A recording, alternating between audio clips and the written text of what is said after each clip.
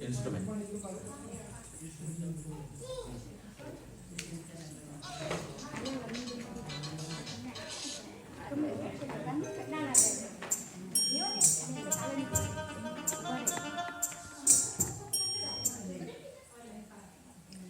એમને ફોટો પાડવાનો કાલે ખબર નહીં આપણી ઘરે આવે કે ના લેવા જાવ કાલે અમારી ઘરે આ તમે ભાઈ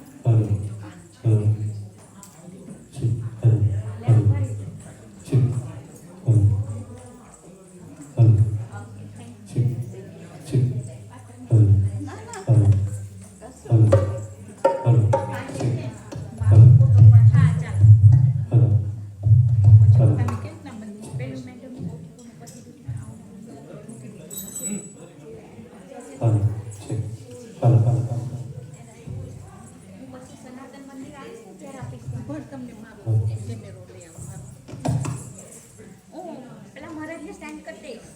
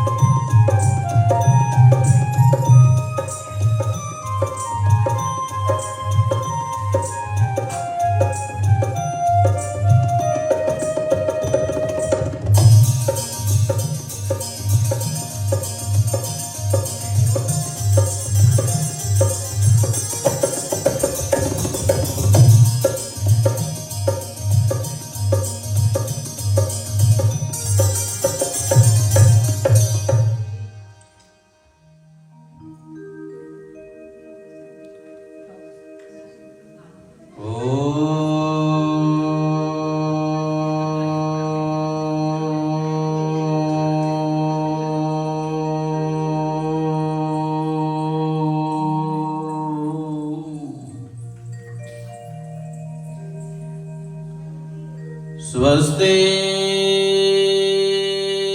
श्री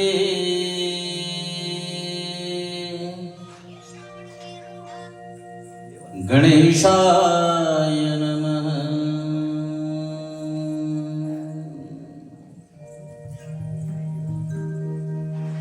श्री सरस्वत्यै नमः।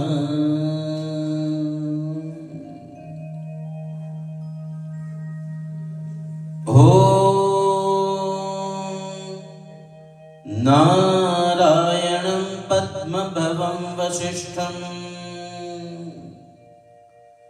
शक्तिं च तत्पुत्रपराशरं च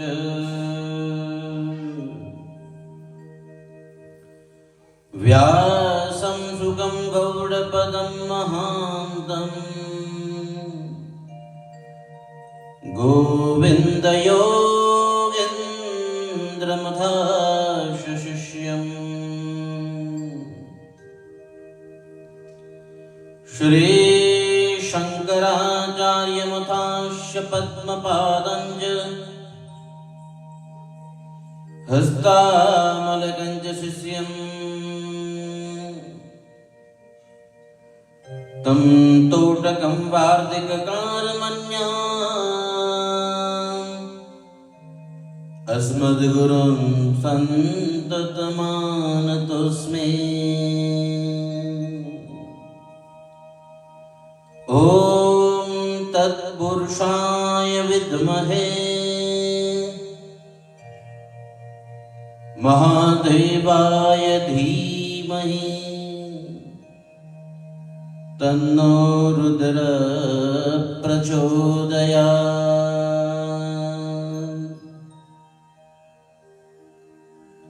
नमोऽस्तु ते व्यासविशालबुद्धे फुल्लारविन्दायतपत्रनेत्रम् येन त्वया भारततैलपूर्णा प्रज्वालितो ज्ञानमयप्रदीप।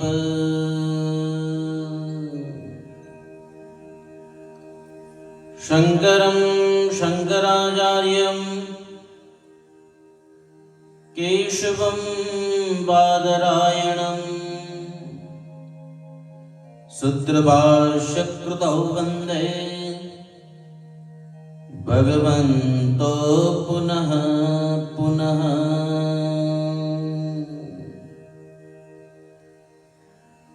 श्रुते स्मृते पुराणानाम् आलयं करुणालयं नमामि भगवत्पादं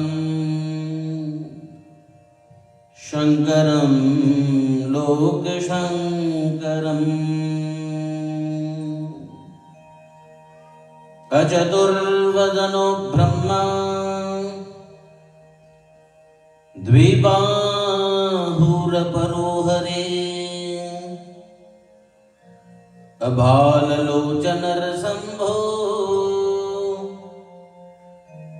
भगवान् बादरायणम्। अभाललोचनरसम्भो भगवान् बादरायणम्। आओ આજના પંચમ દિવસનો આરંભ નાદ બ્રહ્મ અને શબ્દ બ્રહ્મની ઉપાસના સાથે ભગવાન મહાદેવનું નામ સર્વ સંકટો કષ્ટોને હરનાર નાદ બ્રહ્મ શબ્દ બ્રહ્મની ઉપાસના સાથે આરંભ કરી.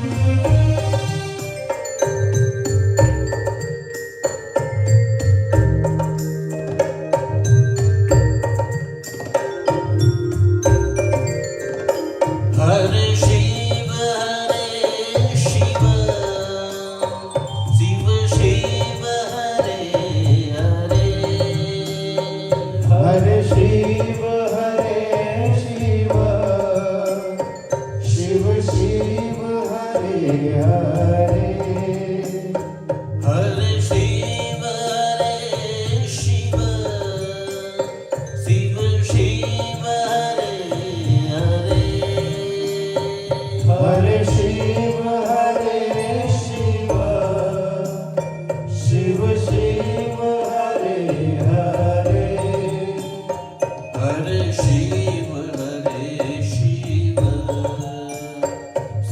શિવ હરે હરે હરે શિવ હરે શિવ શિવ શિવ હરે હરે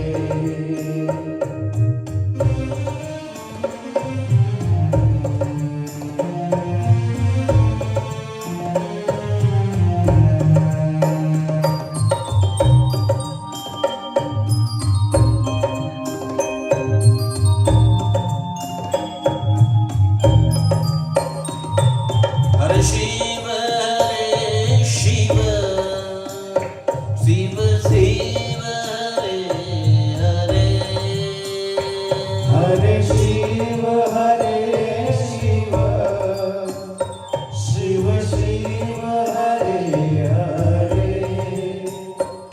હરે શિવ હરે શિવ શિવ શિવ હરે હરે હરે શિવ હરે શિવ શિવ શિવ હરે હરે હરે શિવ હરે શિવ શિવ શિવ હરે હરે હરે શિવ હરે શિવ શિવ શિવ હરે હરે હરે શિવ હરે શિવ શિવ શિવ હરે હરે હરે શિવ હરે શિવ શિવ શિવ હરે હરે હરે શિવ હરે શિવ શિવ શિવ હરે હરે હરે શિવ હરે શિવ શિવ શિવ હરે હરે હરે શિવ હરે શિવ શિવ શિવ હરે હરે હરે શિવ હરે શિવ શિવ હરે હરે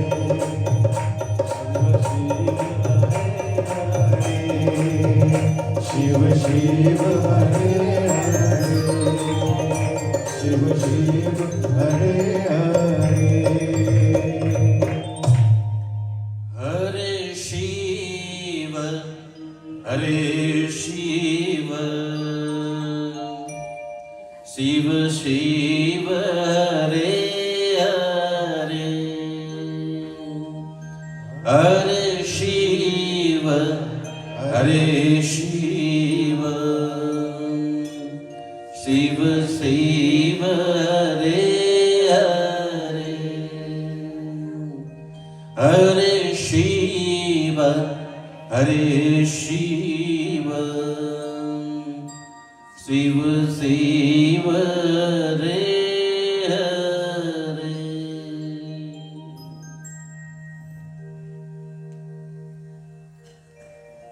આપ સૌના હૃદયમાં વિરાજમાન પરમપિતા પરમાત્મા મહાદેવના ચરણોમાં વંદન કરી આજનો આ પંચમ દિવસનો આરંભ કરીએ.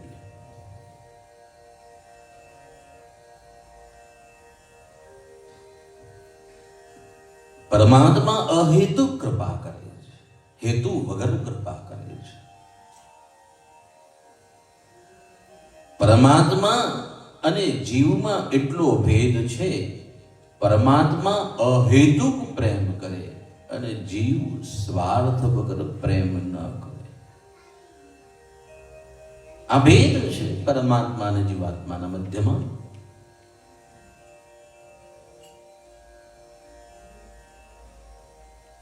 બ્રહ્માંડમાં 33 કોટી દેવો છે, પણ બધામાં મહાદેવ દાનવ માનવ કે પછી દેવ આ બધાને સરખો પ્રેમ કરે. એ પરમાત્મા મહાદેવ છે ને.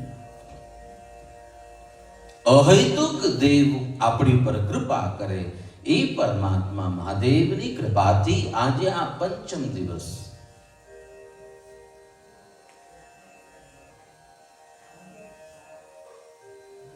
અનેકવિધ કથાઓ સાંભળી પણ ભગવતીનું પ્રાગટ્ય થયું અને ભગવતીએ આ એક દેહમાંથી અનેક બનવાનો સંકલ્પ કર્યો.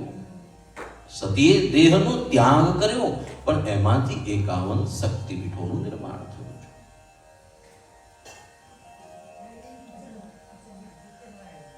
આ જગતમાં કોઈ એવું છે જ નહીં કે શક્તિ વગર રહી શકે. શક્તિ વગર તો શરીર પણ નથી ચાલતું. ભગવતીના મૂળ 3 સ્વરૂપ છે, જેમાં શક્તિ સ્વરૂપા ભગવતી મહાકાલી સ્વરૂપે ઓળખાય, મહાલક્ષ્મી સ્વરૂપે ઓળખાય અને મહાસરસ્વતી સ્વરૂપે ઓળખાય. કોઈ જીવાત્મા એવો નહીં હોય કે આ ત્રણેય વગર જીવી શકતો હોય. આ નથી તો એ જીવી નથી શકતો. એટલે પરમાત્મા અહેતુક પ્રેમ કરે છે. આના પરથી સિદ્ધ થાય. કેમ? જન્મે એટલે બાળકને શક્તિ આપે ભગવતી મહાકાલી, શરીર પુષ્ટ થાય. મોટો થાય બુદ્ધિ આપે સરસ્વતી ભગવતી જગદંબા. અને એ જ બુદ્ધિથી સાત્વિક ધન કમાય અને ભગવતી મહાલક્ષ્મી પ્રગટ થાય. કોઈ એવું કહે કે આ 3 શક્તિ વગર હું રહી શકું તો એવું દુનિયામાં કોઈ છે નહીં. શાસ્ત્રમાં તો દેવોને પણ જ્યારે જરૂર પડી ને ત્યારે આ શક્તિએ રણ મેદાનમાં યુદ્ધ કર્યા છે. ભગવતીએ યુદ્ધ કર્યા છે. દેવોને પણ જે શક્તિની જરૂર પડે તો માનો શું? આપણું ડાયામીટર 6 ફીટનું છે અને 6 ફીટમાં આપણું અસ્તિત્વ આખા બ્રહ્માંડમાં કશું નથી. આ પરમાત્માની સત્તામાં આપણું અસ્તિત્વ કંઈ જ નહીં, પણ છતાં અહેતુક પ્રેમ કરનારી આ શક્તિઓ પરમાત્મા તમને પ્રદાન કરે છે.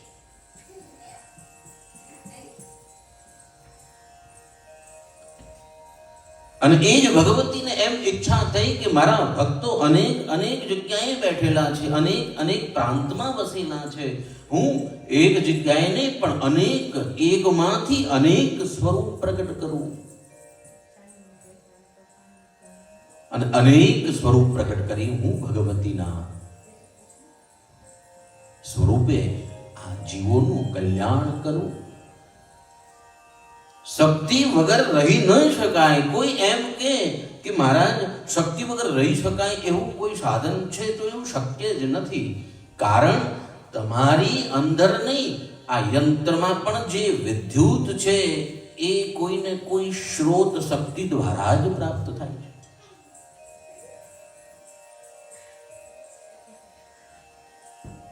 આપણે અહીંયા બેઠા છે પણ લાઈટ આવે છે. લાઈટ એકા તો જલ અથવા તો સૂર્યમાંથી પ્રગટ થાય. તો એ શક્તિ આવે છે તો દેવોની પાસેથી જ. વિજ્ઞાનના માધ્યમથી તમે અહીંયા સુધી ખેંચી લઈ આવો, પણ શક્તિનો સ્ત્રોત તો ભગવતી જ હોય. કોઈની પાસે સમજો કે શરીર છે પણ બુદ્ધિ નથી, તો શરીર અને દ્રવ્ય હોવા છતાં પણ કામ નથી થઈ શકતું. જો દ્રવ્યથી થતું હોય તો શરીર અને દ્રવ્ય શક્તિ છે પણ બુદ્ધિ નથી તો એ કામમાં આવતું નથી. એમ બુદ્ધિ છે પણ શરીર નથી કામ કરતું, તો એ શરીર કામ ન કરવાના કારણે બુદ્ધિનો ઉપયોગ થઈ શકતો નથી. એમ લક્ષ્મી છે, સંપત્તિ છે, શરીર પણ છે, પણ બુદ્ધિ નથી. ભગવતીના વગર તો આપણે ચાલી જ શકતા નથી. કારણ આ ત્રણ શક્તિ વગર કોઈ પણ દાનવ, માનવ કે પછી દેવ એ પોતાનું યંત્ર તંત્ર ચલાવી શકતા નથી. એ ભગવતી પરંબા છે, એ ભગવતી જગદંબા છે, જેની કૃપાથી આ બધું નિયંત્રિત છે, જેની કૃપાથી આ બધું ચાલે છે.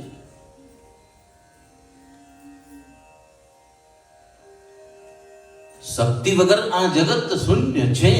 પરમાત્મા મહાદેવ પણ પોતાના પાસે વામાંગે ભગવતીને ધારણ કરે છે, શિવ જ શિવા બને છે. અને ભગવાન અર્ધનારેશ્વર સ્વરૂપે પ્રગટ થયા છે.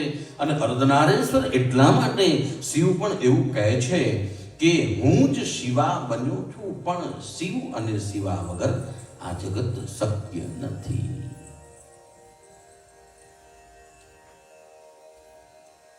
અને માટે ભગવાન આપણને જ્યારે અહેતુક કૃપા કરી આવું સાનિધ્ય આપે તો એવું સમજવું કે આ જગતમાં આપણે આંટો મારવા નથી આવ્યા. આપણા માટે ભગવાને કોઈ જોબ આપી છે અને એ જોબ આપણે પૂરી કરવાની છે.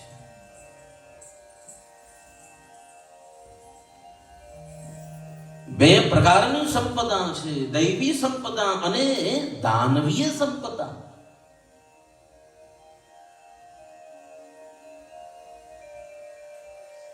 કુરુક્ષેત્રનું મેદાન હતું અને આ કુરુક્ષેત્રના મેદાનની અંદર અર્જુનને શોક થયો છે. પાંડવોનો શોક પ્રગટ થયો અને શોકના વખતે ભગવાન કહે છે તમારો શોક એ તમારા ભ્રાતૃ અને પરિવાર માટે છે.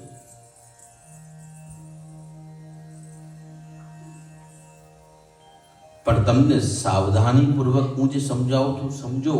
તમારો જન્મ જે છે દૈવી સંપદા પ્રાપ્ત કરવા માટે થયો છે, અધર્મને જીતાડવા નહીં, ધર્મને જીતાડવા માટે, ધર્મનું સ્થાપન કરવા માટે. અને દૈવી સંપદા આ બંને પ્રકારની સંપદાઓ છે.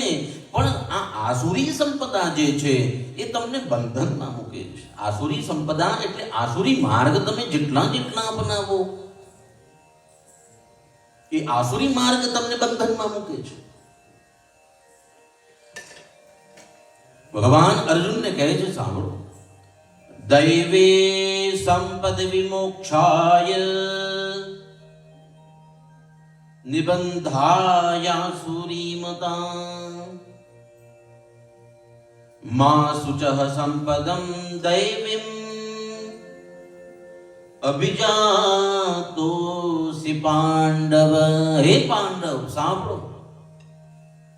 આ બંને પ્રકારની સંપદા છે, બંને પ્રકારના માનવો હોય છે. કોઈ દૈવી કાર્યો કરનારા હોય અને કોઈ આસુરી કાર્ય કરનારા હોય. પણ જે હું તમને કહું છું એ સાવધાનીથી સાંભળો. આ દૈવી જે સંપદા છે એ મુક્તિનો માર્ગ આપી શકે છે, પણ આસુરી સંપદા તમને બંધનમાં મૂકશે.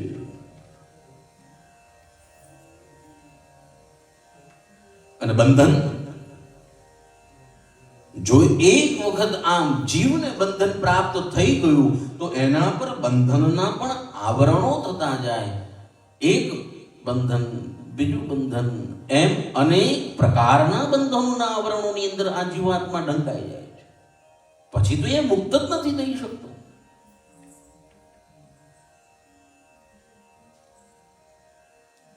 એટલે પરમાત્મા પાંડવોને કહે સાંભળો, દૈવી સંપદા જે છે એ મુક્તિનો માર્ગ છે. તમે એમ વિચારો છો કે હું જે કર્મ કરું છું એ અધર્મ છે તો એ ખોટી વાત. તમે ધર્મના પક્ષે રહી અધર્મના પક્ષને હનન કરી રહ્યા છો. પછી સામે કોઈ પણ હોય અધર્મના પક્ષે હોય તો એનો વધ જ કરવો પડે. કારણ આ અધર્મથી આસુરી શક્તિ પોસાય છે અને ધર્મથી જેટલો ધર્મ પ્રગટ થાય, જેટલો ધર્મમાં તમારો દ્રઢ વિશ્વાસ થાય, જેટલો ધર્મમાં તમારી મતિ સુદૃઢ બને, જેટલા તમે ધર્મમાં નિત્ય નિયમિત બનો, જેટલી ધર્મના આદેશને માની જીવનની શૈલી બનાવો, એટલું જ તમારું જીવન દૈવી સંપદાઓ પ્રગટ કરે છે.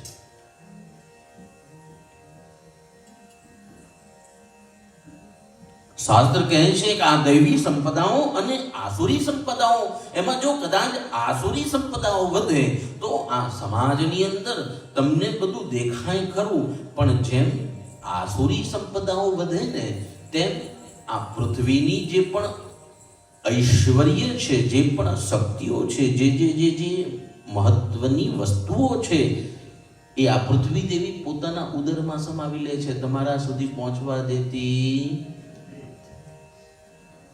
જેનાથી આ જગત નિયંત્રિત થઈ રહ્યું છે, જે વસ્તુઓ દ્વારા જગત વ્યાપન થઈ રહ્યું છે, એ જગત વ્યાપન જે થઈ રહ્યું છે, આસુરી પ્રભાવ જ્યારે વધે ને ત્યારે ધીરે ધીરે આ પૃથ્વી દેવી એ બધી જ વસ્તુઓ પોતાના ઉદરમાં ધરી લે છે. અને ત્યારે આપણને એમ થાય કે મોંઘવારી વધી ગઈ, હવે તો પહેલા જેવું થતું નથી, જેને આપણે એક તરફનો દુકાળ સમજીએ છીએ. ઘણી વખતે કોઈ વસ્તુનો અભાવ થઈ જાય છે તો અભાવનું કારણ પણ બતાવવામાં આવ્યું છે. અભાવ શું કામ થાય? જ્યારે આસુરી સંપદા વધે અને તે વખતે આ પૃથ્વી એ પોતાના ઉદરની અંદર આ બધી વસ્તુઓ સમાવી લે છે. કારણ અસુરો જો આ વસ્તુનો ઉપયોગ કરતા બની જશે તો આ ધર્મના અંદર વિકૃતિ નિર્માણ કરશે. માટે ધર્મ કેમ કરવો? તો એનું કારણ એ જ છે કે અગર જો ધર્મના પંથ ઉપર તમે નથી તો આ જે દેવી સંપદા છે એ ન હોવાના કારણે કરીને આ પૃથ્વી બધું ઉદરમાં ધરી લેશે. જે વસ્તુ તમને અત્યારે સરળતાથી મળી રહી છે એ ધીરે ધીરે એક એક ઘટતી જશે. પછી એવી સ્થિતિ આવશે કે હવે તો શાકભાજી પણ નથી થતા, હવે તો અનાજ પણ નથી થતા,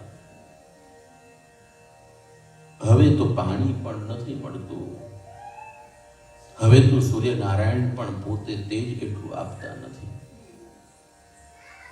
દેવી સંપદાઓ ઘટવાના કારણોનું એક કારણ અધર્મ છે અને દેવી સંપદાઓને પુષ્ટ કરવાનું કારણ ધર્મ છે. જો ધર્મથી આ દેવી સંપદા તમે પુષ્ટ ન કરી તો આ જગતમાં દુકાળની સ્થિતિ નિર્માણ થાય છે. અને જો કદાચ છતાંય કોઈ જગ્યાએ કોઈ વસ્તુ પ્રાપ્ત થતી હોય તો પહેલો અધિકાર તમારો નથી, સમજી લેજો. ખેતરમાં પણ ભગવાને વ્યવસ્થા કરીને મૂકી છે. ભગવાને વિચાર કર્યો કે જો આ માનવ હું આ ખેતરમાં પાક થાય અને જો એ પાકની અંદર પહેલું જ બાજરીનું ડુંડું આપું તો નીચેનો ઘાસ જે છે ને એ થવા દેશે જ નહીં, ડુંડું નળી લેશે. એટલે ભગવાને પહેલા પશુ જીવોની સૃષ્ટિની માટે વિચાર કર્યો કે ઘાસ થતા પહેલા એનું ઘાસ થાય, ડુંડું થતા પહેલા એનું ઘાસ થાય. પશુની વ્યવસ્થા પહેલી કરેલી છે. ખેતરમાં જ્યારે ઘાસ ઉગે અથવા બાજરીનું એ ઉગે પાક, ત્યારે એ બાજરીનો જે પાક છે ને એમાં નીચેનો ભાગ ગાય ભેંસ ખાય. પહેલી વ્યવસ્થા ભગવાને શેની કરી? ગાય ભેંસની કરી, મૂક જીવોની, જે બોલી નથી શકતા. અને પછી ડુંડું આપ્યું. ભગવાન જાણે છે આ મેં બનાવેલો કોઈ વખત મને પણ બનાવી જનારો છે, એટલે જો હું ડુંડું પહેલા આપું તો ગાય ભેંસનું ભોજન થવા નહીં દે, પેલું કાપીને લણીને ખાઈ જશે. એટલે પહેલા ભગવાને વ્યવસ્થા કરી કે તારે જોઈએ તો 3 મહિના રાહ જોવી પડશે. પેલા ગાય ભેંસ જીવો માટે અને પછી ઉપર તારી વ્યવસ્થા. પરમાત્માની વ્યવસ્થામાં પણ આવી વ્યવસ્થા છે, વિચાર કરો. અને આપણે બધા સવારમાં ઉઠીને ખાઈ લઈએ, પણ પશુ સૃષ્ટિના માટે ભૂત યજ્ઞ કરવો જોઈએ.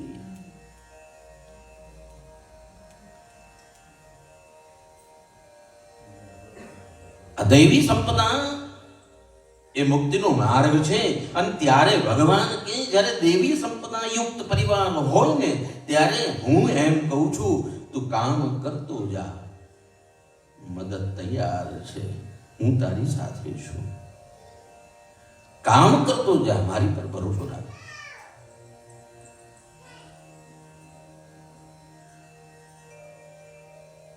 પરમાત્માની ઉપર ભરોસો મૂકવો એ જો આવડી ગયું ભરોસો મૂકતા, તો પછી તમારી ચિંતા તમારે છે જ નહીં, એ પોતે સંભાળી છે. એટલે એવું કહે છે કે આ બે સંપદાઓ છે, એમાં આસુરી સંપદામાંથી મુક્ત થવું હોય તો નિત્ય શિવને પૂજવા, નિત્ય શિવની કથા શ્રવણ કરવી, નિત્ય પ્રભુના દર્શન કરવા. કુરુક્ષેત્રનું મેદાન જ્યાં આગળ હથિયારો લઈને સામે ઉભા છે ને એમાં ભગવાન કહે છે કે દેવી સંપદા અને આસુરી સંપદા બે છે. અર્જુન, હે પાંડવ, આપ આ દેવી સંપદા યુક્ત છો અને માટે હું તમારી સાથે છું.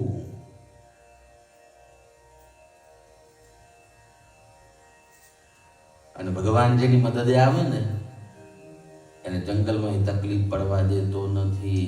એના દ્રષ્ટાંત ઘણા બધા છે. મહાભારતની અંદર અક્ષય પાત્ર છે. આ અક્ષય પાત્ર દ્રૌપદીને પ્રાપ્ત થયેલું હતું. આ અક્ષય પાત્રને અક્ષય પાત્ર એટલા માટે કહેવાય કે એમાં જ્યારે એ પાત્ર એમને પ્રાપ્ત થયું ને ત્યારે તે વખતે અક્ષય તૃતીયા, અખાત્રિજ તમે જેને કહો છો તે દિવસ હતો. એ પાત્ર જ્યારે એમને આપવામાં આવ્યું તે દિવસનો અખાત્રિજનો દિવસ, અને એ અક્ષય તૃતીયા એના નામથી એનું નામ અક્ષય પાત્ર છે. અને આ અક્ષય પાત્ર જે છે એની અંદર એવી ગુણવત્તા કે જ્યાં સુધી તમે જમી ન રહો, અંતિમ દાણો અંદર હોય ત્યાં સુધી એ આપવાનું બંધ કરતું એ અક્ષય જ આપે, આનંદ આપે. પણ એક ઘટના એવી ઘટી કે ત્યાં આગળ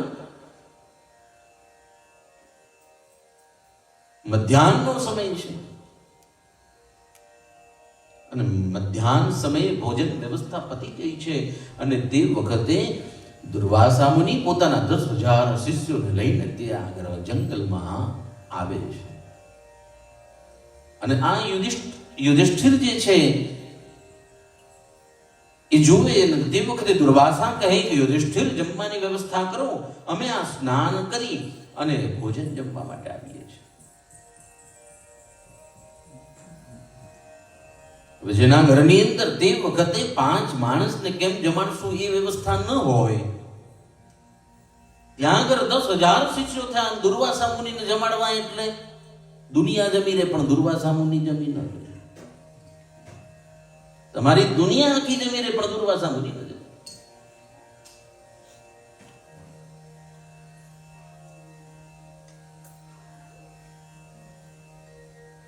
અને તે વખતે દુર્યોધને જ આ ષડયંત્ર કર્યું હતું કે એણે જ આ દુર્વાસા મુનિને માર્ગ બતાવ્યો.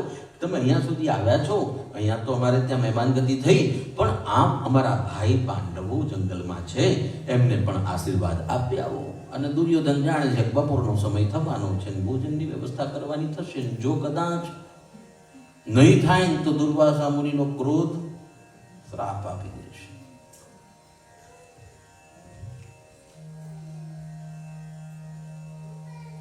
દુર્વાસા મુનિ સ્નાન માટે ગયા, સંધ્યા વંદના કરી છે. તે વખતે આ દ્રૌપદી પાત્રમાં જોવે છે, પાત્રને જોવે તે વખતે અંદર એક દાણો પણ નથી. પાત્ર ધોઈને મૂકી દીધું છે ને, હવે આપી ન શકે, નિયમ હતો એનો. એક વખત આપી દીધું એટલે પૂર્ણ, પછી બીજી ટંક આવે ત્યારે. પણ પરમાત્મા તમારી ભેગો હોય છે ને એ બતાવવા માટે હું આ દ્રષ્ટાંત આપું છું. આ દ્રૌપદીએ જંગલમાં બેઠા બેઠા કૃષ્ણને સ્મરણ કર્યા છે. પ્રભુ, દુર્વાસા મુનિ આવ્યા છે, 10,000 શિષ્યો સાથે ભોજનની વ્યવસ્થા કરવા માટે કીધું છે. ઘરમાં તો કઈ છે.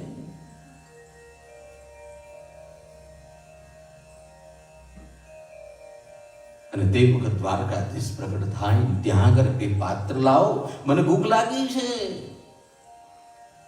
દ્રૌપદીને કહે કે તારા પાસે કઈ ખાવાનું હોય તો મને આપ, મને ભૂખ લાગી છે. કૃષ્ણ પોતે ખાવા માટે આવે.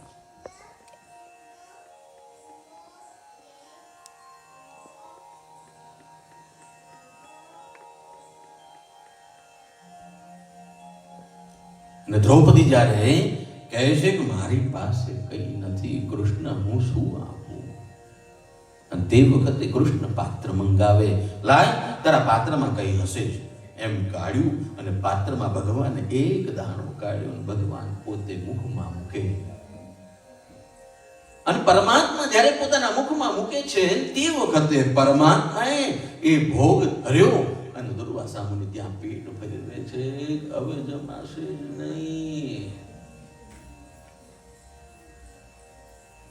હવે જમાશે નહીં. જો ત્યાં જઈશું ને જમશું નહીં તો યુધિષ્ઠિરને માઠું લાગશે કે હવે છાના માના અહીંયાથી નીકળી જાઓ. મારે તો આપને એ જ સમજાવવું છે, પરમાત્મા કપટ સ્થિતિમાં પણ તમારી ભેળો રહે છે અને તમારા કષ્ટોને હરે છે. આ દ્રૌપદીના કષ્ટો એણે જ હર્યા છે. માટે કહ્યું કે તું દેવી સંપદા સાથે જોડાઈ જા, પછી જવાબદારી.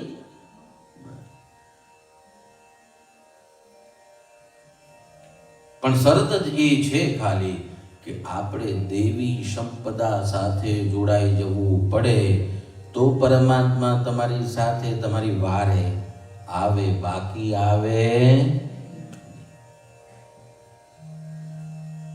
અનેક દ્રષ્ટાંત છે દ્રૌપદીના જીવનમાં. આ કૃષ્ણએ એવા સમયે ત્યાં આગળ મદદ કરી છે કે આ દ્રૌપદી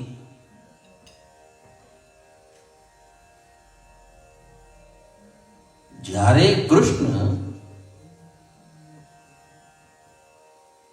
નથી હાજર ને ત્યારે કૃષ્ણ પ્રગટ થયા છે. ચિરહરણની કથા આપ સૌ જાણો છો અને કૃષ્ણને યાદ કર્યા છે. તે વખતે દ્રૌપદીની વારે આવે છે કૃષ્ણ. 999 સાડીઓ પહેરાવી છે ભગવાને. અને મે બી એના ઉપરથી જ અહીંયા આગળ તમારી જે હેલ્પલાઇન છે ને 999 એના પરથી જ છે, મારું એવું માનવું છે. તમારી હેલ્પલાઇન નંબર કઈ છે? 99. તો આ હેલ્પલાઇન નંબર એ પણ તમને મળ્યું ક્યાંથી? ભગવાને 999 સાડીઓ પહેરાવી હતી. તે વખતે દ્રૌપદીની મદદે આવેલ કૃષ્ણ ઉપરથી આજે લંડનની helpline 999 dial to police anywhere available 24/7.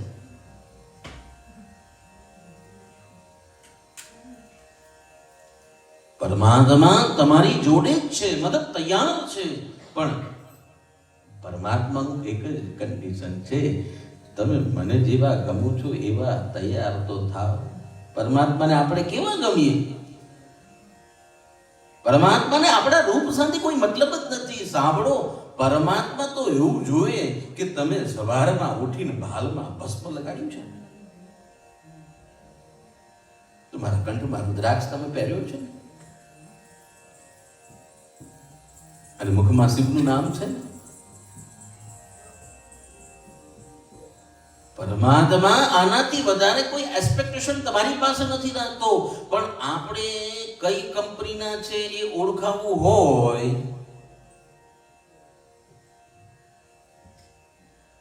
તો આ બધું કરવું.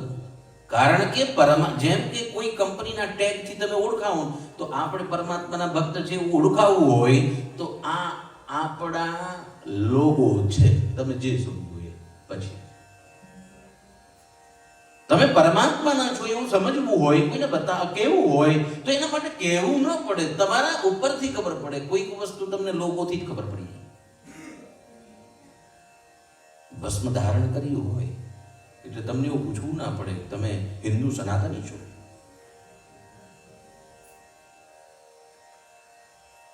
અને એમાં ફાયદો શું ખબર છે? તમે કહો તો કહો, બાકી એક જ જણ કહે છે, બધા કહે તો જ ફાયદાની વાત બધા કહે.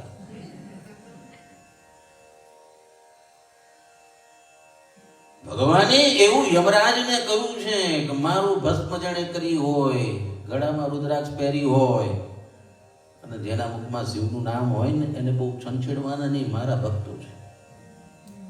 એટલે તમે જો રોજ લગાવતા હોય ને અને અનાયાસે કુકદાળ જવાનું થયું તો યમરાજ જોયું એટલે આ તો ભગવાનના કંપનીનો માણસ છે, અડતા નહીં, નહીતર મારી નોકરી જાય. કેટલો ફાયદો આપણી નહીં, યમરાજ નોકરી હલવાય. એટલે એવું કે છે કે જેના ભાલમાં ભસ્મ હોય, કંઠમાં રુદ્રાક્ષ, શિવ સ્મરણ કરતો હોય, એને બહુ છંછેડવો નહીં. યમરાજે એમના યમદૂતોને કહી રાખ્યું છે. આપણે કઈ કંપનીના છે ને એ ઓળખાય આ નથી. કેટલું છે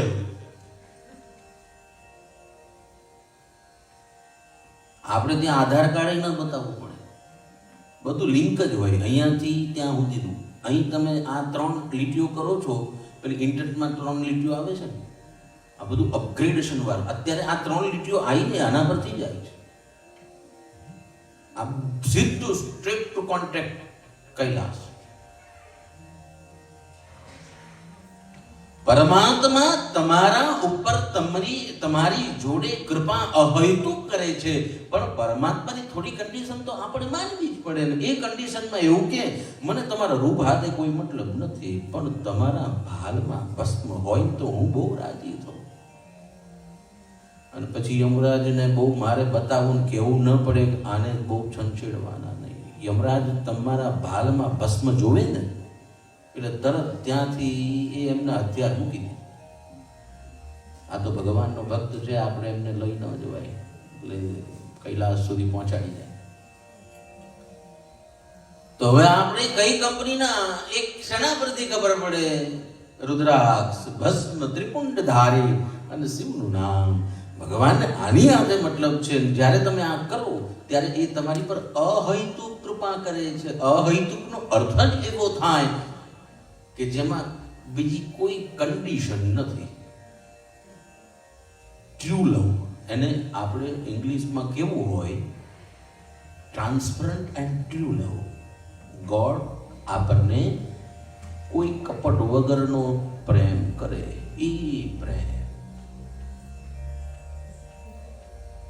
તો આપણે બધા દેવી સંપદા યુક્ત બનીએ એવી પ્રાર્થના પ્રભુને કરીએ. મહાદેવ અમને અવસર આપ્યો. આ 7 દિવસ સુધી જે કથા અમે સાંભળીએ છીએ ને, એમાં ચોક્કસ અમે દેવી સંપદા લઈને જઈશું.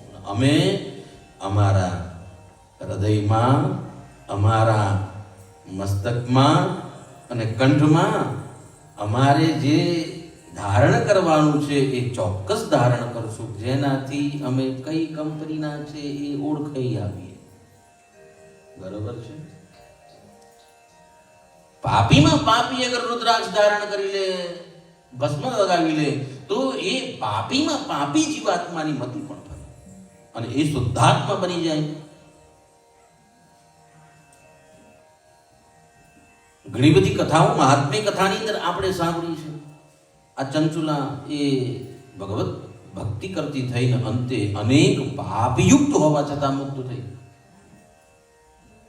આ ગુણનિધિ જેવો કોઈ જુગારી નહોતો, પણ એના ગુણનિધિના દુષ્કર્મોને પણ છેડે કરી દીધા.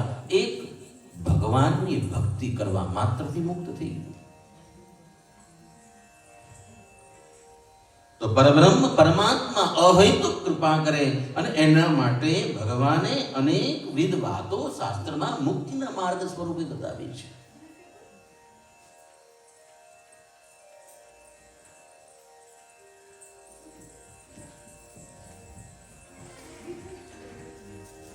નારદજી બ્રહ્મલોકની અંદર છે. બ્રહ્મલોકની અંદર નારદજી પિતા બ્રહ્માને પ્રશ્ન કરે કે હે પિતા બ્રહ્મા, મને આપે સતીના મહિમાનું અને પ્રાગટ્ય અને અંતિમ 51 શક્તિપીઠોની કથા કહી, પણ મને એવી કથા કહો,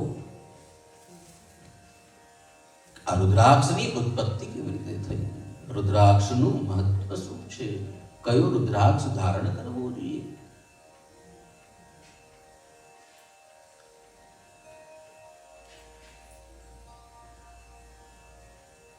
આ રુદ્રાક્ષ પરમ પાવન છે અને ભગવાનને અત્યંત પ્રિય છે. જે રુદ્રાક્ષ ધારણ કરે છે એ જીવાત્મા પરમાત્માને અત્યંત પ્રિય છે.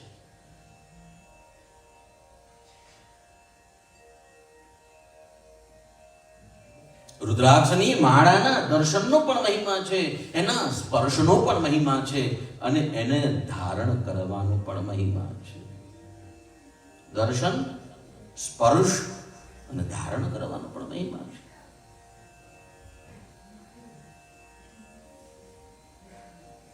આ રહસ્ય નારદ સાંભળો.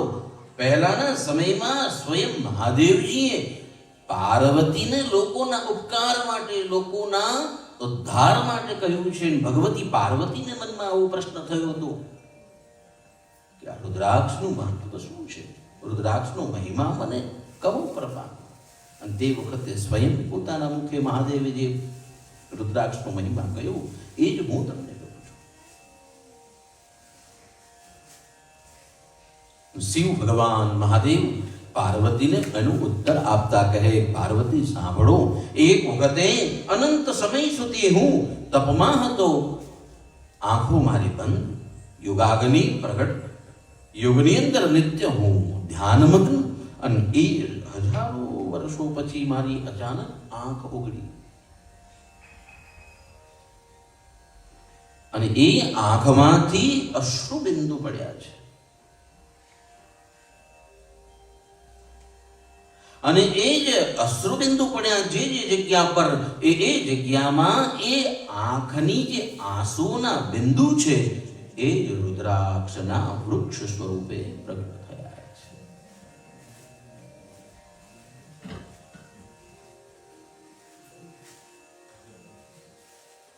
ભગવાન સ્વયં પોતાના મુખેથી કહે છે, આ રુદ્રાક્ષ જે છે એ વિષ્ણુ ભક્તો પણ પહેરી શકે છે. શિવ ભક્તો, અરે આ જગતમાં દાનવ, માનવ અને દેવ આ ત્રણેય રુદ્રાક્ષ પહેરી શકે, જે પહેરવાથી કલ્યાણ થાય છે.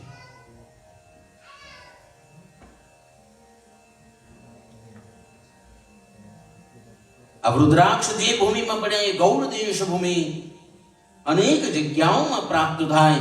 આ રુદ્રાક્ષને 4 વર્ણ છે, બ્રાહ્મણ, ક્ષત્રિય, વૈશ્ય અને શૂદ્ર. આ 4 વર્ણના 4 વર્ણની સાથે વાન છે. વાન એટલે કલર.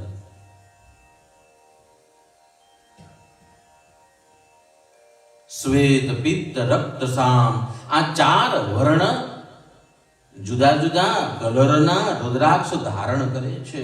અહીંયા જે શ્વેતવર્ણ છે એ વિપ્રવર્ણના વ્યક્તિઓ ધારણ કરે, રક્તવર્ણ જે છે જે ક્ષત્રિય છે એ ધારણ કરે, પીળા કલરનો જે રુદ્રાક્ષ છે એ વૈશ્ય ધારણ કરે, અને શ્યામ, કૃષ્ણ, કાળા કલરનો જે રુદ્રાક્ષ છે એ શૂદ્ર ધારણ કરે. પણ યત્ન કરીને આ રુદ્રાક્ષ દરેક જીવાત્માએ પહેરવું જોઈએ. રુદ્રાક્ષની કથા પણ શ્રવણ કરીને એને મુક્તિ મળે છે. યત્ન કરીને રુદ્રાક્ષ પહેરવું જોઈએ, પોતાના કંઠમાં ધારણ કરવું જોઈએ. રુદ્રાક્ષ પહેરવાથી તમારામાં શિવ ભક્તિ વધે છે, શિવ પ્રત્યે પ્રીતિ વધે છે. પરમાત્મા અને વ્યાસજીના વસનો છે, અને વચનોમાં કહ્યું છે, શિવ ભક્તિર વિશેષેણ શિવયો પ્રીતયો સદા. જે જીવાત્મા રુદ્રાક્ષ ધારણ કરે ને એને આ શિવ પ્રત્યે ભક્તિ જાગૃત થાય છે, અને નિત્ય આ શિવના પ્રત્યે એને પ્રેમ રહે છે, એની પ્રીતિ રહે છે. એ આ રુદ્રાક્ષ ધારણનો અદ્ભુત મહિમા છે.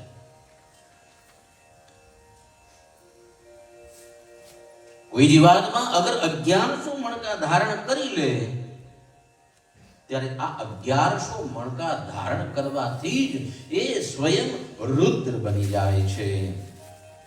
રુદ્રાક્ષના 1100 દાણા જીવાત્મા પહેરી લે, શરીર પર ધારણ કરી લે, તો એ 1100 મણકા પહેરવા માત્રથી રુદ્રાક્ષ ધારણ કરવાથી રુદ્ર બની જાય છે. રુદ્ર સંખ્યા શતમ ધૃત્વા રુદ્ર રૂપો ભવેન્નરઃ. રુદ્ર સંખ્યા શતમ ધૃત્વા, રુદ્ર 11 છે. 11 શતમ એટલે 1100. 1100 દાણા તમે જ્યારે ધારણ કરી લો ત્યારે તમે સ્વયં રુદ્ર બની જાઓ છો, એમાં સંશય માનવો નહીં. આ રુદ્રાક્ષ ધારણ કરવાના અનેક નિયમો બતાવ્યા, અનેક વાતો કહી છે. એમાં 1 થી 14 મુખી રુદ્રાક્ષ દુર્લભમાં દુર્લભ છે. તે પ્રાપ્ત થાય એ જીવાત્માએ પહેરવા જોઈએ. 1 થી 14 મુખી રુદ્રાક્ષનો મહિમા છે.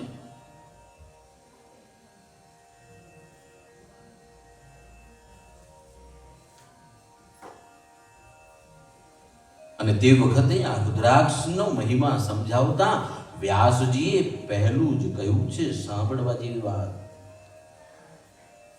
યમરાજ એમના દૂતોને કહે છે, સાંભળો કે જેના શરીર પર રુદ્રાક્ષ હોય, જેના માથા મસ્તિષ્ક પર ભસ્મ હોય અને જેના મુખમાં શિવનું નામ હોય ને, એવા જીવોને યમલોક લઈને આવવા નહીં. વચન સાથે વ્યાસજીએ આ પ્રમાણ આપ્યું છે. યશ્યાંગે નાસ્તિ રુદ્રાક્ષ ત્રિપુંડ્રમ ભાલપટ્ટકે મુખે પંચાક્ષરમ નાસ્તિ તમાનય યમાલયમ. યમદૂતોને આ યમરાજ આજ્ઞા આપતા કહે કે જેના ભાલ પર કપાળમાં ભસ્મ નથી, જેના કંઠમાં રુદ્રાક્ષ નથી અને જેના મુખમાં શિવનું નામ નથી, એવા જીવાત્માઓને અહીંયા લઈ આવજો. બાકી આ 3 જેણે ધારણ કર્યા છે એને અહીંયા લાવવા.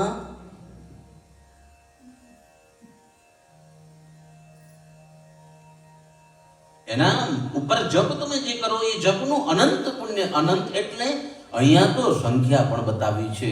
વ્યાસજી કહે છે, રુદ્રાક્ષના માળાથી આપ અગર જપ કરો છો તો 1 વખત તમે જે જપ કરો 1 માળા, એનું પુણ્ય 1 કરોડ બરાબર પ્રાપ્ત થાય છે.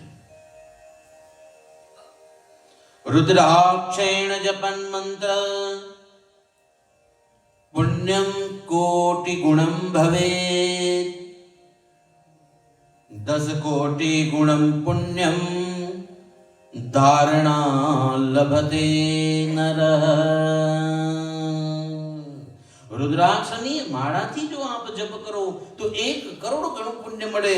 પણ તમારી પાસે રુદ્રાક્ષની માળા જપવાની હોય અને કંઠમાં રુદ્રાક્ષની માળા પહેરેલી હોય તો એના માટે બીજું વચન કહ્યું કે એ જીવાત્માને 1 માળા કરે તો 10 કરોડ ગણું પુણ્ય પ્રાપ્ત થાય છે. એ રુદ્રાક્ષ માળા ધારણનો મહિમા છે. પણ નિયમો પણ ઘણા બધા છે.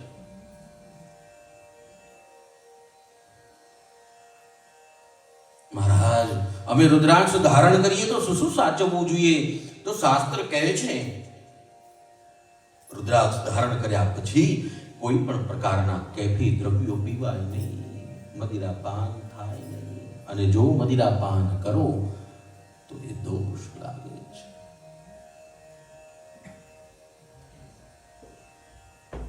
જેને રુદ્રાક્ષ ધારણ કર્યો છે એ જીવોએ માંસાહાર ન કરવો જોઈએ.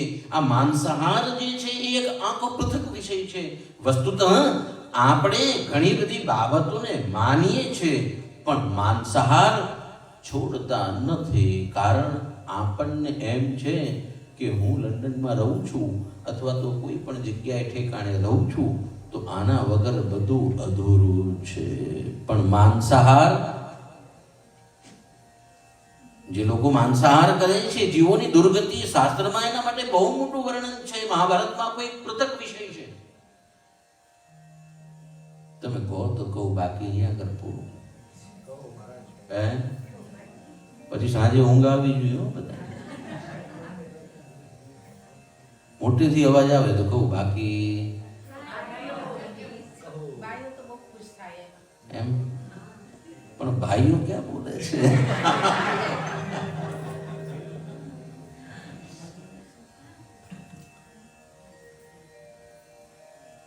ત્યારે એક સરસ ભજન લઈ લઈએ, પછી આગળ માંસાહાર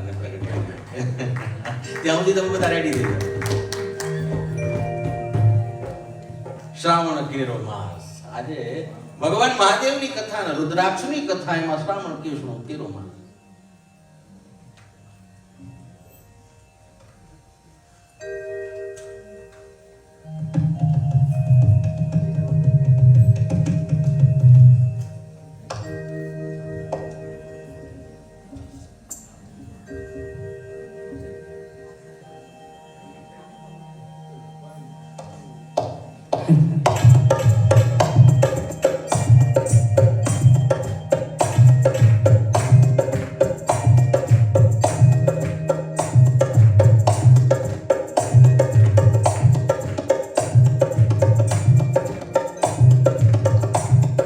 સાવણ કેરો માસ આયો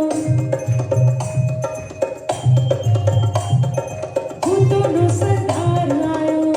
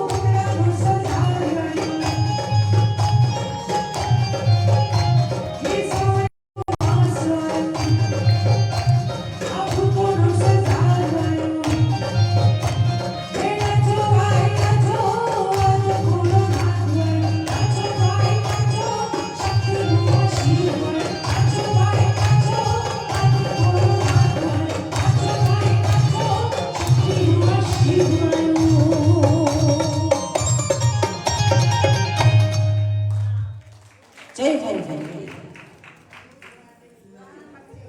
ભગવાન મહાદેવ રાજી થાય છે જે રુદ્રાક્ષ કરે, ભસ્મ ધારણ કરે, શિવનામ સ્મરણ કરે એનાથી. પણ ઘણા નિયમો છે, એમાં એક રુદ્રાક્ષ ધારણ કરવા માટે નિયમ છે. અને વસ્તુતઃ માનવે આ બે બાબતોથી બહુ જ દૂર રહેવું જોઈએ.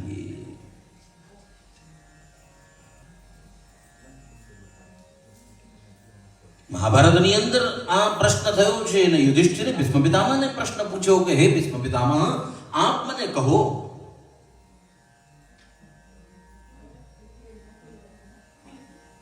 આ માંસાહાર અને મદ્યપાન પીનારા જીવો, આ માંસાહાર અને આ મદ્યપાન જે છે એ કરનારા જીવો, પાપી જીવો મુક્ત થાય? અને તે વખતે ભીષ્મ પિતામહ કહે છે, સાંભળો યુધિષ્ઠિર, તમે જે વાત કહી છે એનાથી મને બહુ જ આનંદ થયો. આજે હું જે ગૂઢ રહસ્ય છે તે હું તમને જણાવું.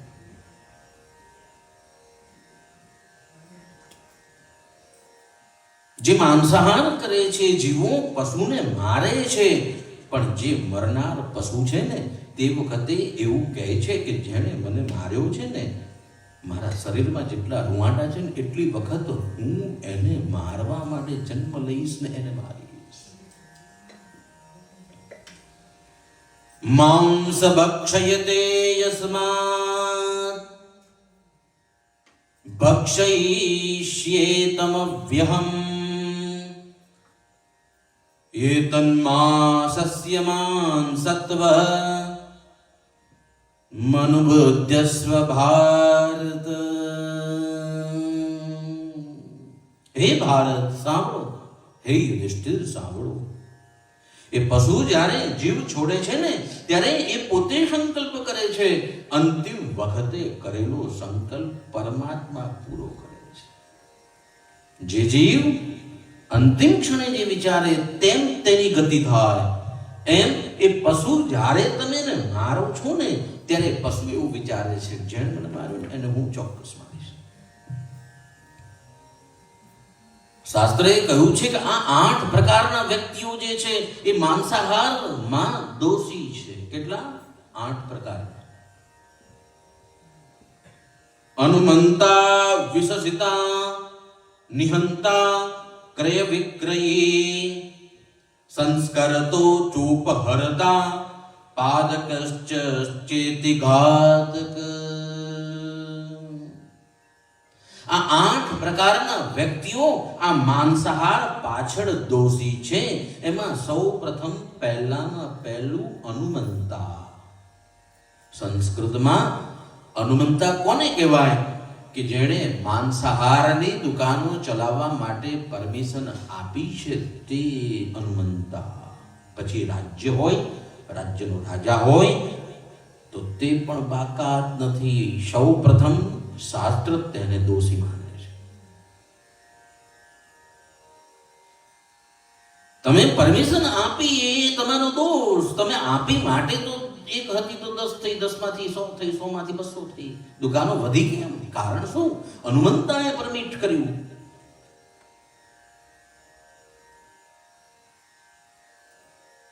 એટલે સૌ પ્રથમ માંસાહારમાં 8 પ્રકારના વ્યક્તિઓમાં પહેલો દોષી અનુમંતા, જેણે આ પરમિશન આપી. બીજો વિશસિતા.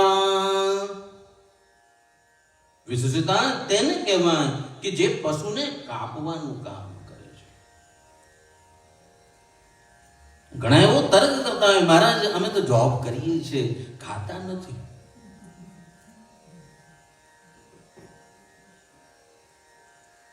પણ તમે કાપો ને તો પણ તમે દોષી છો. કેમ?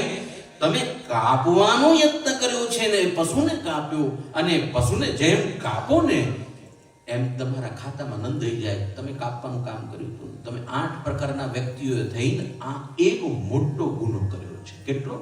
એક ગુનો. પણ કેટલા લોકો ભેગા થયા એમાં? 8% ઇન્વોલ્વ ઇન વન ક્રાઇમ. જે કાપે છે એ પણ દોષી છે.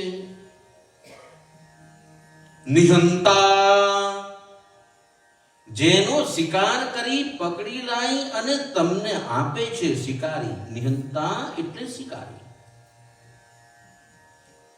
આ શિકારી એ પશુને પકડી લાવીને તમને આપે એટલે કરીને એ પણ દોષી છે. ત્રીજા નંબરનો દોષી આ શિકારી છે. એવું કે હું ખાતો નથી, હું બધાને પકડીને લઈને આપી દઉં છું, મારું તો એમાં બહુ કઈ છે, ડિસ્ટ્રીબ્યુશન બહુ નથી. પણ શાસ્ત્ર કહે છે કે આ ત્રીજા નંબરનો વ્યક્તિ પણ આમાંથી બાકાત નથી. જે શિકાર કરીને લાવે અને આપે એ શિકારી પણ આમાંથી બાકાત નથી. ક્રય વિક્રય, ચોથા નંબર પર એવું કહેવામાં આવ્યું, જે ક્રય વિક્રય કરનાર, શાસ્ત્રમાં સંસ્કૃત શબ્દમાં ક્રય અને વિક્રય, ખરીદ વેચ કરનાર વ્યક્તિ, એને ક્રય વિક્રય કહેવાય. એટલે જે વેચે છે અને જે ખરીદે છે.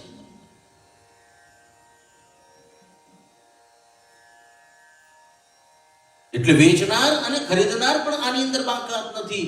તમે ભલે ન ખાતા હોય, અમારે વેચવું પડે છે, પણ વેચનાર પણ બાકાત નથી, ખરીદનાર પણ બાકાત નથી. સંસ્કરતા, સંસ્કરતા સંસ્કૃત શબ્દ છે.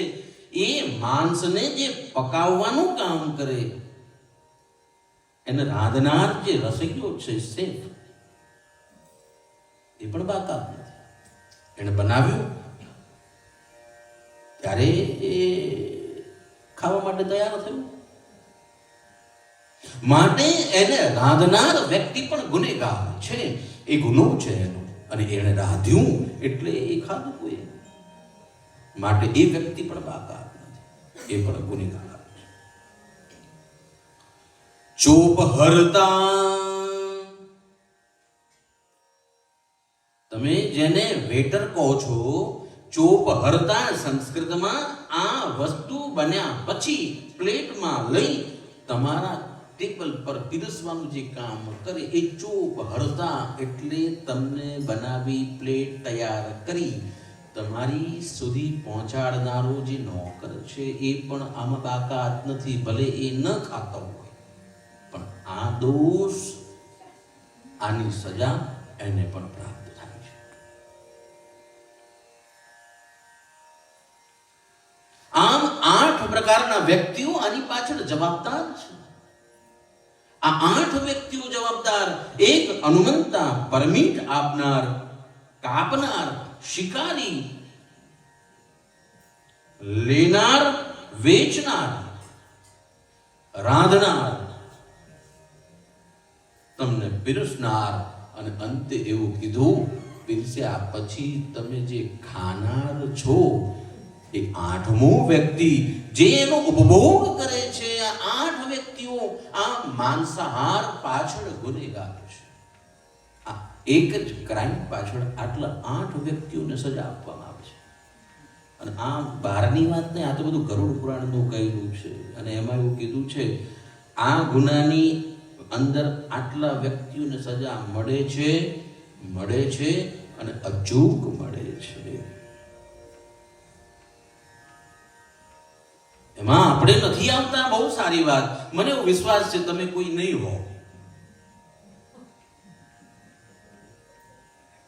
કે મારી ભ્રાંતિ છે. કઈ વાંધો નહીં. આજે શિવ કથા શ્રવણ કરી છે, આજથી હું સંકલ્પ ધરું છું કે હવે હું વિચારીને આ બધા કામ, કારણ કે હવે મારે તો દૈવી સંપદા માટે જવું છે. આપણા શાસ્ત્રમાં મૃત્યુ થાય ને અને તમે કોઈની સ્મશાન યાત્રામાં જઈને આવ્યા હોય ને તો પણ એક રાત્રિનું સૂતક પાડીએ છીએ. વિચાર કરો કે જે વ્યક્તિ મરી ગયો છે એની સ્મશાન યાત્રામાં જઈને આવો ને એક રાત્રિનું સૂતક પાડો તો તમે તો આખીને આખી ડેડ બોડી પેટમાં ખાઈને ભેગી કરો છો, તમને તો અટાય જ નહીં. આખી જિંદગીનું સૂતક, ડેડ બોડીને તમારા શરીરમાં પેટમાં ધરો છો, અડાય જ નહીં, આખી જિંદગીનું સૂતક.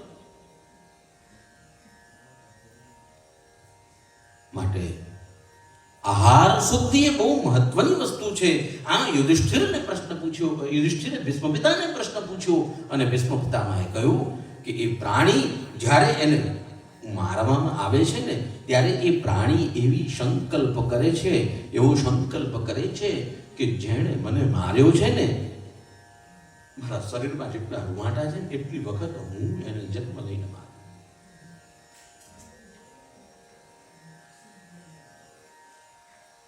આ તો થઈ માંસાહારની વાત. એવું જ મદિરાપાન માટે પણ કહ્યું છે. શાસ્ત્ર કહે છે, સાંભળો મદિરાપાન કરનારા વ્યક્તિઓ સાવધાન.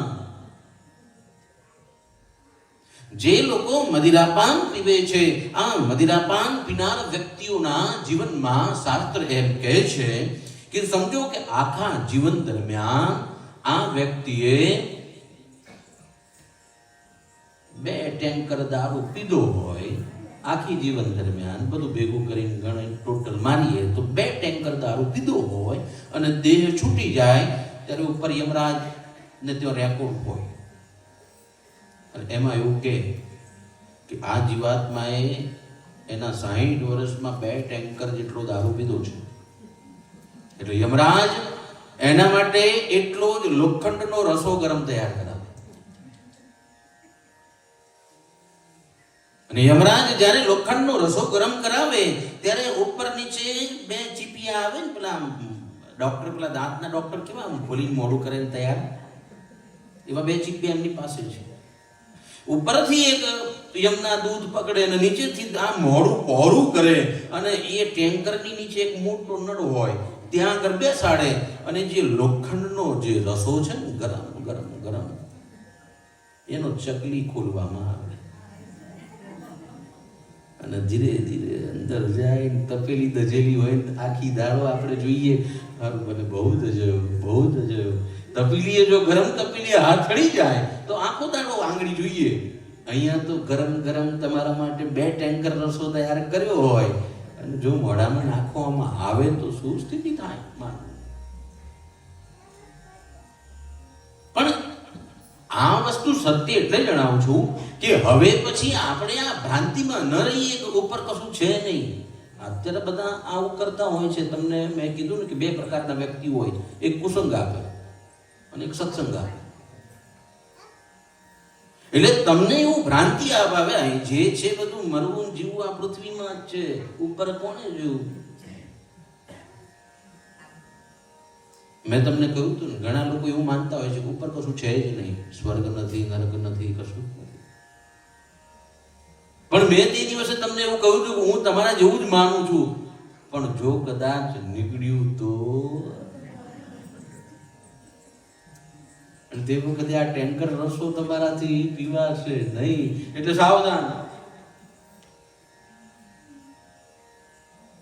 વસ્તુતઃ આપણા જીવનમાં આ બધી વસ્તુઓ વિકૃતિ નિર્માણ કરે છે, માટે આનો નિષેધ છે શાસ્ત્રે. માટે રુદ્રાક્ષ ધારણ કરનાર વ્યક્તિઓના માટે, જીવાત્મા માટે નિયમમાં માંસાહાર ન કરવો, મદિરાપાન ન પીવું એવો નિયમ બનાવ્યો છે.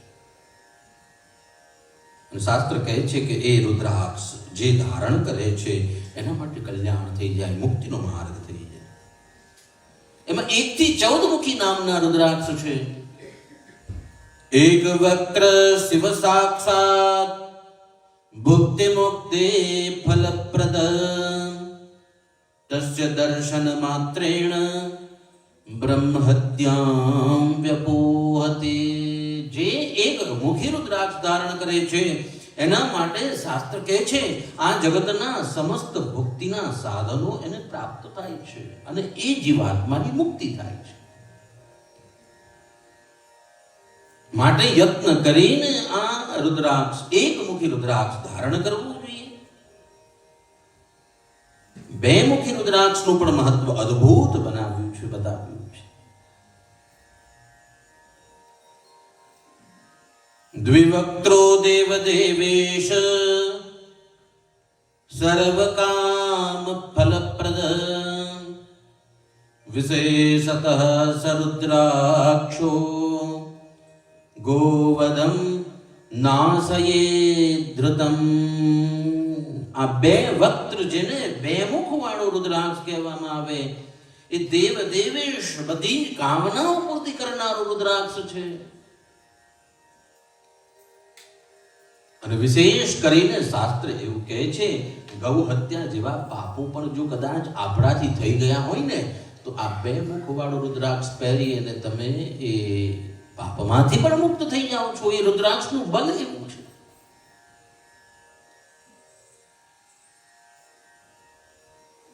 ત્રણ મુખવાળો રુદ્રાક્ષ બધા જ સાધનોની પ્રાપ્તિ કરાવે અને એના પ્રભાવથી માં ભગવતી સરસ્વતી કૃપા કરે છે. જે બાળકો છે જેને બુદ્ધિનો અભાવ છે, શાસ્ત્ર કહે છે કે આ ત્રિમુખી રુદ્રાક્ષ એ બાળકોને સરસ્વતી વિદ્યા પ્રદાન કરે છે. ત્રિવક્ત્રો યો હિ રુદ્રાક્ષ સાક્ષાત સાધનદ સદા તત્પ્રભાવાત ભવેર્યુવેર વિદ્યા સર્વા પ્રતિષ્ઠિતા. અને એ વિદ્યા તો પ્રાપ્ત થાય પણ એ બુદ્ધિથી એ સમાજમાં પ્રતિષ્ઠિત બને છે. માટે યત્ન કરીને બાળકોને ત્રિમુખી રુદ્રાક્ષ એટલા માટે કે વિદ્યા અને પ્રાપ્તિમાં સરળતા કૃપા કરે લક્ષ્મીજી. 4 મુખવાળો રુદ્રાક્ષ બ્રહ્મા સ્વરૂપ છે. આને ધારણ કરવાથી નર હત્યા જેવા પાપ આપણા દૂર થાય છે. આનું દર્શન અને સ્પર્શ કરવાથી ધર્મ અર્થ કામ અને મોક્ષ સાધન ચતુષ્ટય પૂર્ણ રીતે પ્રાપ્ત થાય છે. એ આપણને સફળતા આપે છે, મુક્તિનો માર્ગ આપે છે.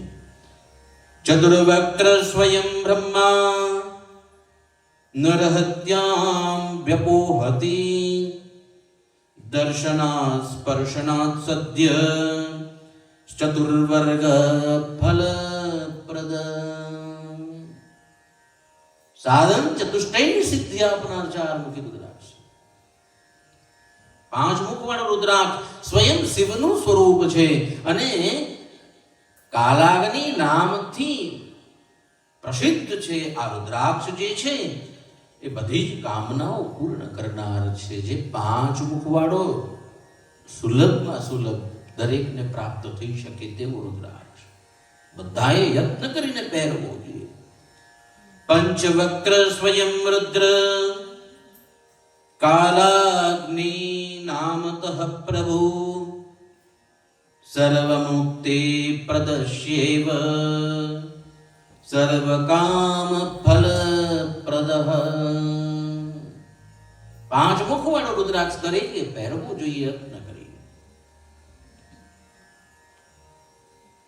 6 મુખવાળો રુદ્રાક્ષ એ કાર્તિકજીનું સ્વરૂપ છે અને પોતાના અંદર ધારણ કરવાથી બ્રહ્મ હત્યા જેવી પાપોનું પણ સમાધાન આ 6 મુખ રુદ્રાક્ષ ધારણ કરવાથી થઈ જાય છે. 7 મુખવાળો રુદ્રાક્ષ અનંત કહેવાય. ધારણ કરવાથી આપણી દરિદ્રતા દૂર થાય, ધનની પ્રાપ્તિ થાય છે. 8 મુખવાળો જે રુદ્રાક્ષ છે એ વસુમૂર્તિ કહેવાય છે. આ રુદ્રાક્ષ સાક્ષાત ભૈરવજીનું સ્વરૂપ છે. એને ધારણ કરવાથી માનવ પૂર્ણાયુ થાય છે. એનું આયુષ્ય સંપૂર્ણ રીતે ભોગવી શકે અને મૃત્યુ બાદ સ્વયં એ શિવ સ્વરૂપ બની જાય છે. રુદ્રાક્ષશ્ચાષ્ટવક્ત્રશ્ચ વસુમૂર્તિશ્ચ ભૈરવ ધારણાતસ્ય પૂર્ણાયુ મૃતો ભવતી સુલભ્રતઃ. મૃત્યુ બાદ પણ શિવ સ્વરૂપ બની જાય એ રુદ્રાક્ષ. 9 મુખવાળો રુદ્રાક્ષ સ્વયં ભૈરવ તથા કપિલ મુનિનું સ્વરૂપ કહેવાય. એની અધિષ્ઠાત્રી મુખ્ય દેવી નવદુર્ગા છે અને એને ધારણ કરવો એનાથી નિસંદેહ ભગવાન શિવ સર્વેશ્વર તમારા બને છે. તમે શિવ જેવા બની જાઓ છો, સર્વેશ્વર તમારામાં વસી જાય એવા કે તમે પણ શિવ સ્વરૂપ દેખાઓ. હે પાર્વતી, 10 મુખવાળો જે રુદ્રાક્ષ છે સ્વયં જનાર્દન વિષ્ણુ છે. હે પાર્વતી, એ રુદ્રાક્ષ ધારણ કરવાથી બધી જ મનોકામનાઓ પૂર્ણ થઈ જાય છે. 11 મુખી રુદ્રાક્ષ સ્વયં રુદ્ર સ્વરૂપ, તેને ધારણ કરવાથી સ્વયં રુદ્ર સ્વરૂપ બની જાય છે અને બધા જ સ્થાનોમાં એનો વિજય થાય છે. એ કોઈ જગ્યાએ પરાજિત થતો નથી. એ 11 મુખનો રુદ્રાક્ષનું મહત્વ છે. સ્વયં રુદ્ર છે. 12 મુખ વાળો જે રુદ્રાક્ષ છે, ભક્તિપૂર્વક માથા ઉપર ધારણ કરે, એ 12 આદિત્ય સમાન એનો મહિમા, એની તેજ સમાજમાં પ્રતિષ્ઠિત થાય છે. 13 મુખ વાળો રુદ્રાક્ષ વિશ્વદેવ સમાન છે. ધારણ કરવાથી બધી જ કામનાઓ પૂર્ણ થાય, સૌભાગ્યની પ્રાપ્તિ થાય અને એના ઘરમાં પ્રતિદિન મંગલ પ્રાપ્ત થાય છે. એનું ઘર નિત્ય મંગલમય બની રહે છે. 14 મુખ વાળો જે રુદ્રાક્ષ છે, પરશિવ છે. એ રુદ્રાક્ષને માથામાં ધારણ કરવાથી બધા જ પાપોનો નાશ થઈ જાય છે. 14 મુખો યો હિ રુદ્રાક્ષમ પરમ શિવ ધારયેન મૂર્ધેત ભક્ત્યા સર્વ પાપમ પ્રણશ્યતે. બધા જ પાપોને મુક્ત કરનારા આ રુદ્રાક્ષ છે. એમ આ રુદ્રાક્ષ ભદ્રાક્ષ તરીકે પણ ઓળખાય. કોઈ જુદા એવા ભદ્રાક્ષ પણ આવે છે, કોઈ રુદ્રાક્ષ પણ આવે છે. અને એમાં સ્ત્રીઓના માટે વિશિષ્ટ એવું કહેવામાં આવ્યું કે મંગલસૂત્ર પણ બનાવવું હોય તો એમાં ગૌરી શંકર નામનો, જેમાં શિવ અને શક્તિનું સમન્વય એક સાથે છે, એવો રુદ્રાક્ષ પણ આવે છે. ગૌરી શંકર રુદ્રાક્ષ ધારણ કરી બંને એક સાથે જોડાફળ હોય અને એના મંગલસૂત્ર બનાવીને ધારણ કરવાનો અદ્ભુત મહિમા છે. આ રુદ્રાક્ષ ધારણનો વિધિ બતાવવામાં આવ્યો. માંસાહાર અને મદ્યપાન રહિત થઈને રુદ્રાક્ષ ધારણ કરવું જોઈએ. ઘણા લોકોના એવો પ્રશ્ન હોય છે, મહારાજ અમે રુદ્રાક્ષ સવારથી સાંજ સુધી પહેરીએ, પણ અમારે કદાચ ટોયલેટમાં જવું હોય, કોઈ એવી જગ્યા પર હોઈએ તો શું કરવું? શાસ્ત્ર કહે છે કે જે વસ્તુને તમે નિત્ય ધારણ કરો છો ને, નિત્ય તમે 24 કલાક પોતાની જોડે રાખો છો ને, એ તમારું અંગ બની જાય છે. શું બની જાય છે? અંગ. જેમ તમારા હાથને તમે બહાર નથી મૂકતા, અંગ છે ને. તમારા ડાબા જમણા હાથને અંદર જ લઈ જાઓ છો. તમારા શરીરના કોઈ અંગને તમે બહાર નથી મૂકતા. એમ પ્રતિદિન જે જીવો જે રુદ્રાક્ષ ધારણ કરે છે, એ રુદ્રાક્ષ પણ એ જીવાત્માનું અંગ બની જાય છે. માટે કદાચ તમે ટોયલેટનો પણ ઉપયોગ કર્યો હોય તો પણ એ અશુદ્ધ થતું નથી.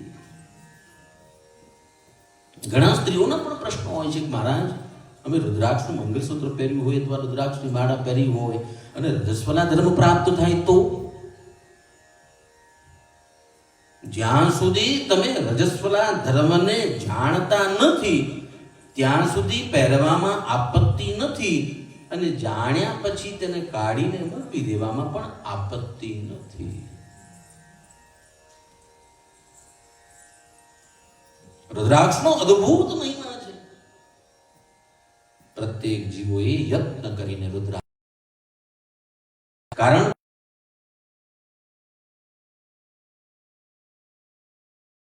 પાર્ષદ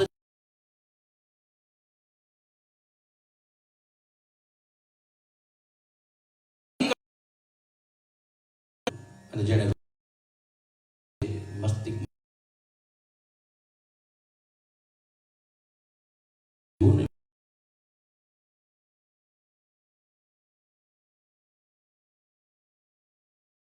અદ્ભુત મહિમા